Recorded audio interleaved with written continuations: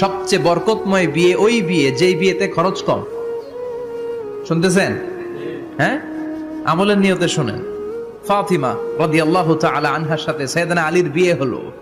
ফাতিমাকে যে বিষ্ণু বললেন, আলী আমার কাছে এসে তোমার কথা বলেছে, তুমি কি রাজি? ফাতিমা কোনো কথা বলে না। আবার জিজ্ঞেস করা হলো, কথা বলে না। ফাসাকাতাত, চুপচাপ। তিনবার বিশ্বনবী জিজ্ঞেস করলেন, তিনবারই চুপচাপ। আসুকুতু নিসফুর রিদা, মেয়েদের চুপ থাকা সম্মতির অর্ধেক। জোরে কোন ঠিক কিনা?